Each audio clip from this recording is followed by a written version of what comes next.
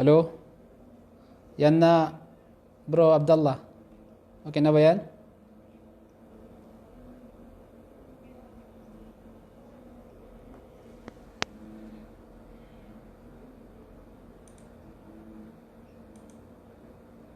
Kung may, sa live po mayroon ba tayong mic?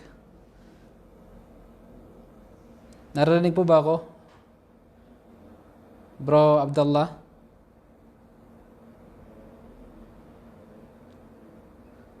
Narinig po ba ako dito sa live?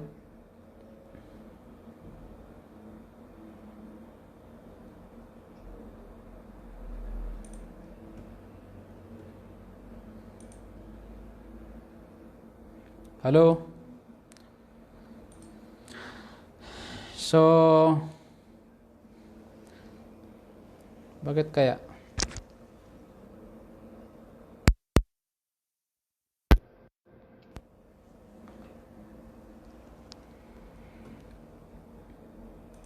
Yan bro. Yan okay na ba? Shuraim okay na ba? Naririnig ba?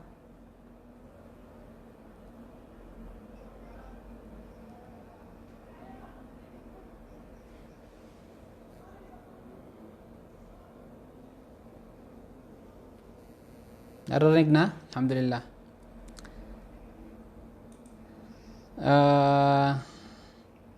Inayos ko lang yung live natin kasi hindi daw marinig ng mga kasama natin. Anyway, yun na nga. Yung tinatalakay natin ay patungkol sa syuruto la ilaha illallah o ang mga kondisyon ng la ilaha illallah.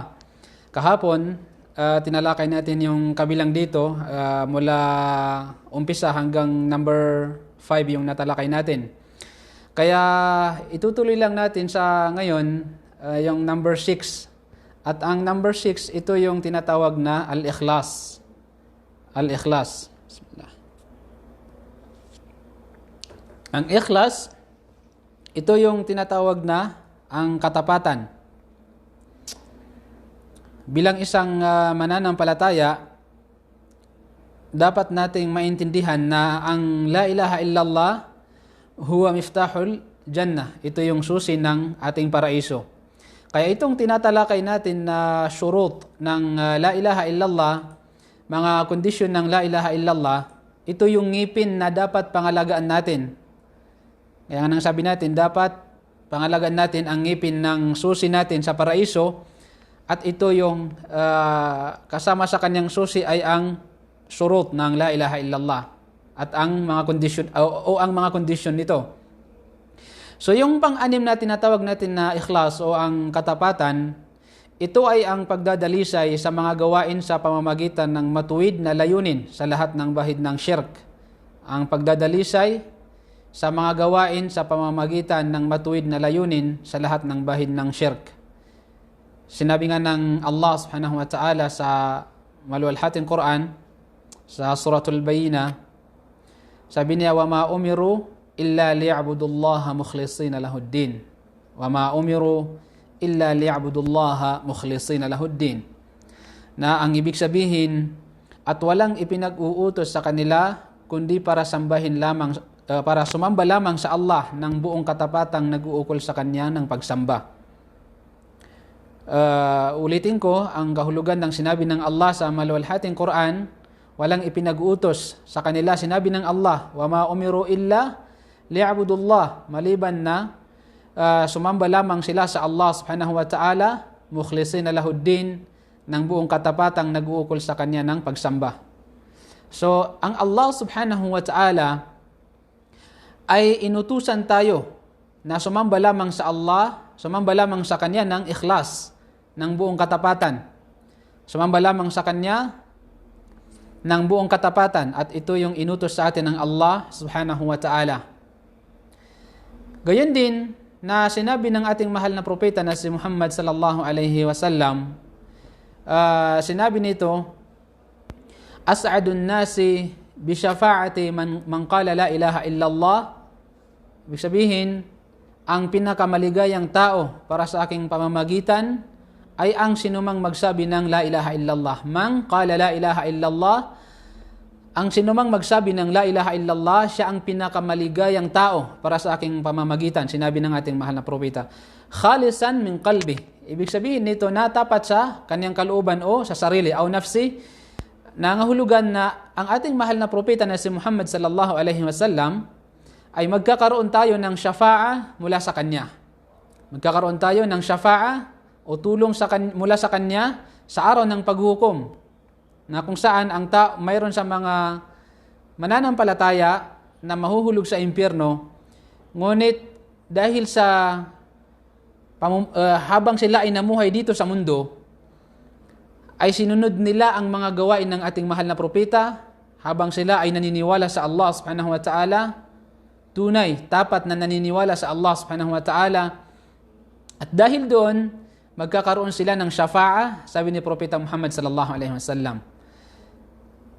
Nangangahulugan o ang shafa'a na tinatawag dito ay ang pamamagitan mula sa ating mahal na propeta na si Muhammad sallallahu alaihi wasallam. Kaya sila yung mga tao na pinakamaligaya sa araw ng paghukom, na kung saan magkakaroon sila ng pamamagitan mula sa ating mahal na propeta na si Muhammad sallallahu alaihi wasallam. At ang dahilan nito ay dahil sa kanilang pagsabi ng la ilaha illallah na tapat sa kanilang puso at sa kanilang sarili. Sabihin, tapat ang kanilang pagbanggit ng la ilaha illallah. Walang Diyos na dapat sinasamba maliban lamang sa Allah. Khalisan min qalbi o nafsihi, ibig sabihin na bukal sa kanyang puso, tapat mula sa kanyang puso at mula sa kanyang sarili. Ito ay sinalaysay ni Al-Bukhari. Gayon din na sinabi pa ng ating mahal na propeta Muhammad sallallahu alaihi wasallam, Inna Allah harrama 'ala an-nar man qala la ilaha illallah. Subhanallah. Inna Allah harrama 'ala an-nar man qala la ilaha illallah yabtaghi bidhalika wajha Allah azza wa jal.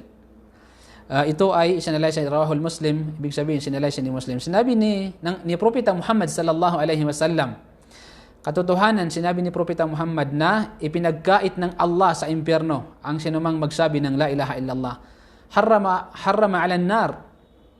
Ibig sabihin, ipagkakait ng Allah subhanahu wa ta'ala sa impyerno ang sinumang magsabi ng la ilaha illallah. Ganito ka buti ang pagsasabuhay ng tauhid, pagsasabuhay ng la ilaha illallah. Ang pagsunod sa mga ipinag-uutos ng la ilaha illallah. Ganito kalaki ang maitutulong niya sa atin. Nang dahil sa pagsasabuhay natin ng tauhid habang tayo ay namumuhay dito sa mundo, ang maitutulong nito sa atin sa kabilang buhay ay katunayan na ipagkakait ng Allah subhanahu wa ta'ala ang tao na yun sa impyernong apoy. Subhanallah. Man qala la ilaha illallah, ang sinumang magsabi ng la ilaha illallah, sabi ni Propeta Muhammad, yabtaghi bidhalika wajha Allah azza wa jal. Na habang nagsasabi siya ng la ilaha illallah, ay kaakibat nito na kanyang hinahangad sa pamamagitan ng pagsabi niyon ng la ilaha illallah. Yung pagsabi niya ng la ilaha illallah, ang kagalakan ng mukha ng Allah. Ibig sabihin, ang makita ang mukha ng Allah subhanahu wa ta'ala. Alam natin na sinabi ng ating mahal na propeta na si Muhammad sallallahu alaihi wasallam, isa sa pinaka mainam o ang isang mananampalataya ay magkakamit siya ng dalawang kasiyahan. Sabi ng ating mahal na propeta. Una, dito sa mundo, ito yung kapag dumating na sa oras na siya ay magsasagawa o kakain ng iftar. Pangalawa, sabi ng ating mahal na propeta na si Muhammad sallallahu alaihi wasallam, ay sa araw na makikita niya ang mukha ng Allah subhanahu wa ta'ala. Kaya ito yun. Ibig sabihin, habang siya ay namuhay ng tauhid, sinabi niya ang la ilaha illallah, kaakibat nito ay ang kanyang paniniwala, pag-aasam o paghahangad na makita niya ang mukha ng Allah subhanahu wa ta'ala. Ang makita niya ang mukha ng Allah subhanahu wa ta'ala. Subhanallah. Ikinagagalak niya ang makita ng mukha ng Allah subhanahu wa ta'ala, at kailan yun yung sa araw na siya ay makakapasok na sa paraiso at magpapakita sa kanila ang kanilang Panginoon, ang Allah subhanahu wa ta'ala. Kaya nangangahulugan na isa sa mga kondisyon, syurut ng la ilaha illallah ay ang ikhlas. Kinakailangan tapat tayo sa pagbigkas nito. Tapat tayo sa pagbigkas ng la ilaha illallah, at gayon din na kinakailangan ng pagsasabuhay nito. Hindi lang tapat o dalisay bagkus kinakailangan ng pagsasabuhay kung ano man ang itinuturo ng la ilaha illallah. Yun. Kaya napaka-importante na kapag ang isang tao tapat siya sa kanyang pagsasagawa o pagbanggit ng la ilaha illallah, pagsasabuhay ng tauhid, ay katunayan na naiiwan niya o di kaya ay hindi siya nakakapagsagawa ng shirk. Okay? Ang kabutihan nito ay hindi niya naisasagawa yung shirk dahil sa kanyang tunay na pagsasabuhay ng tauhid. Naiiwasan niya yung pagtatambal sa Allah subhanahu wa ta'ala. Gayon din na pangpito na mga kondisyon ng la ilaha illallah, ito ay ang pag-ibig sa banal na salitang ito. Ano ito? Ang la ilaha illallah. Ang pag-ibig sa banal na salitang ito yung tinatawag natin na al-mahabba. At sa anumang hinihiling nito at itinuturo nito, at sa mga alagad nito, na nagsasagawa ayon sa itinuturo nito at sumusunod sa mga kondisyon nito at ang pagkasuklam sa mga sumasalungat dito. Ibig sabihin, ang pagmamahal sa banal na salitang ito ng la ilaha illallah at gayon din na ang anumang itinuturo, anumang hinihiling nito ay kinakailangan mahalin niya.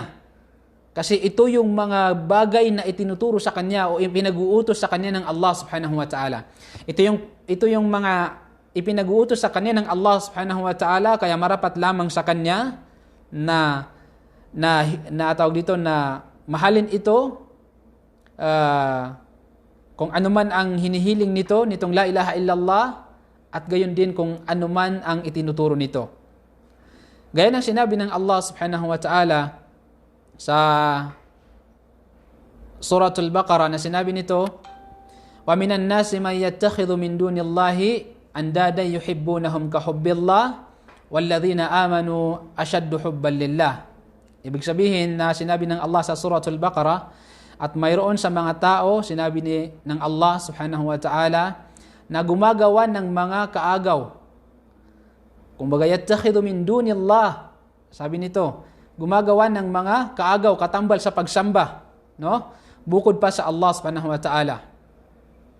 Iniibig nila ang mga ito, tingnan mo to, iniibig nila ang mga ito, sinabi ng Allah subhanahu wa ta'ala, ng tulad ng pag-ibig nila sa Allah subhanahu wa ta'ala. Subalit, sinabi ng Allah subhanahu wa ta'ala, subalit ang mga sumasampalataya, وَالَّذِينَ آمَنُوا أَشَدُّ حُبًّا لِلَّهِ. Subalit ang mga sumasampalataya, sinabi ng Allah, ay higit na matindi sa pag-ibig sa Allah subhanahu wa ta'ala. Dahil sa kanyang pananampalataya, pagsunod dito sa la ilaha illallah, pagsasabuhay ng tauhid, ay binanggit sila ng Allah subhanahu wa ta'ala. Sinabi ng Allah subhanahu wa ta'ala na sila, itong mga tunay na mananampalataya, ay mas matimbang o di kaya ay mas matindi ang kanilang pagmamahal sa Allah subhanahu wa ta'ala.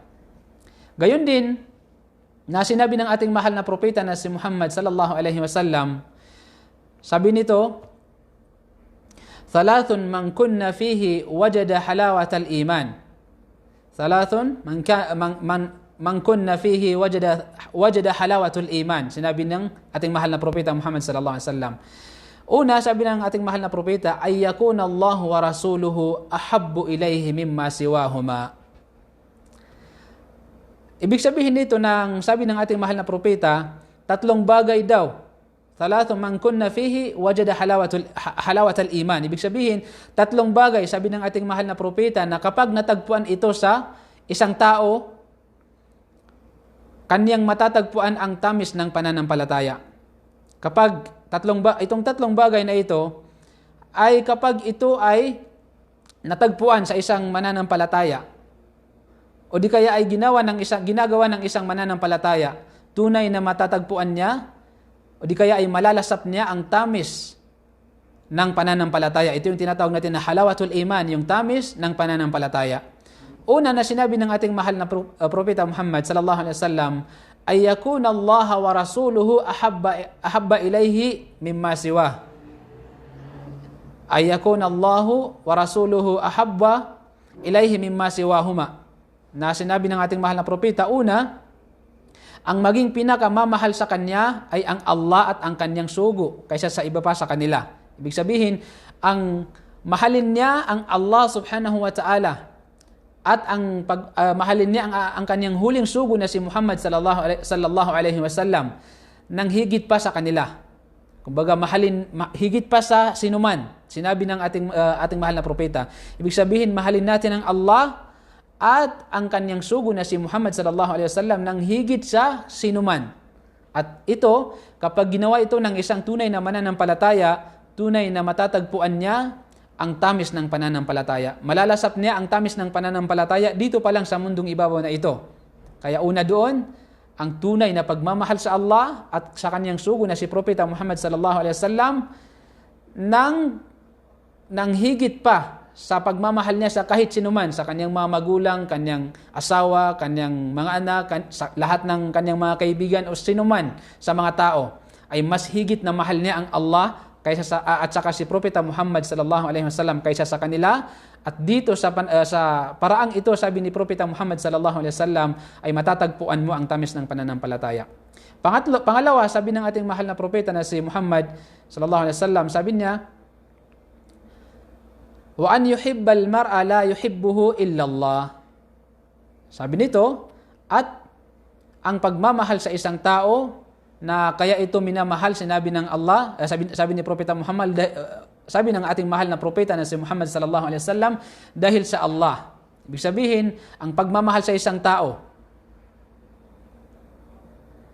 na ang dahilan ng kanyang pagmamahal dito ay dahilan sa Allah subhanahu wa ta'ala. Kumbaga, minahal niya ang taong ito dahil sa Allah subhanahu wa ta'ala.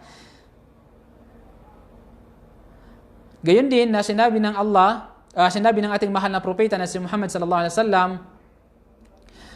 wa ay yakraha ay yarji'a fil kufri ba'da id anqadhahu Allah minhu kama yakrahu ay yulqa fin nar. Ibig sabihin nito na sinabi ni Propeta Muhammad sallallahu alaihi wasallam,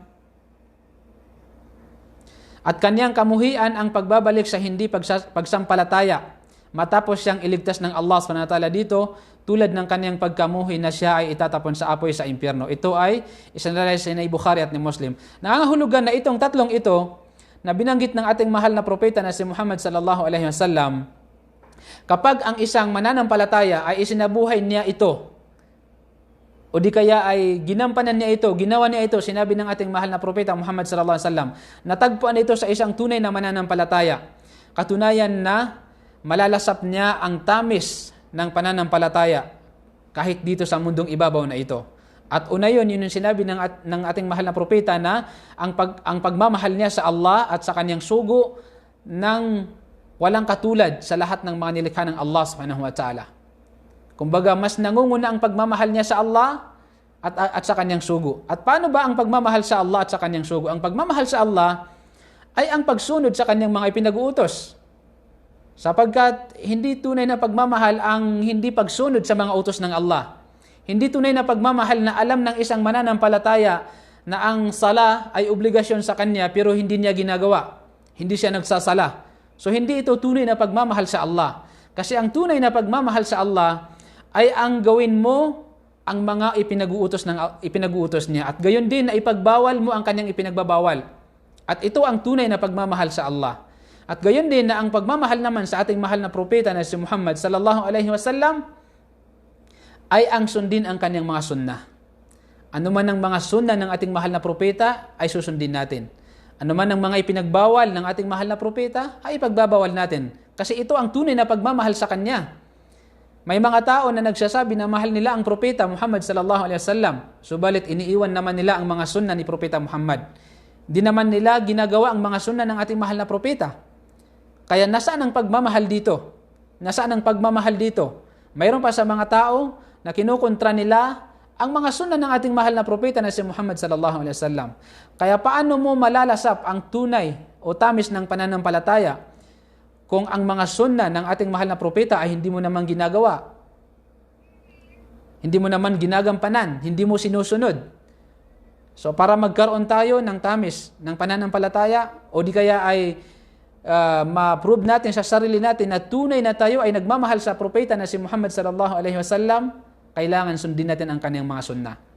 Paano niya isinabuhay, paano niya sinamba ang Allah subhanahu wa ta'ala, ganito rin natin sasambahin ang Allah. Dahil sa pamamaraang ito ay tunay na nasasabi natin na tayo ay tunay na nagmamahal kay Propeta Muhammad sallallahu alaihi wasallam. At gayon din na pangalawang sinabi ng ating mahal na propeta na mamahalin mo ang isang tao dahil sa Allah subhanahu wa ta'ala. At dito, marami sa mga kapatid natin sa pananampalataya, gayon din sa mga hindi mananampalataya na kaya nagkakaroon ng problema, ang kanilang pagkakaibigan dahil sa minahal mo ang tao, kinaibigan mo lang ang isang tao dahil sa sarili mong interes.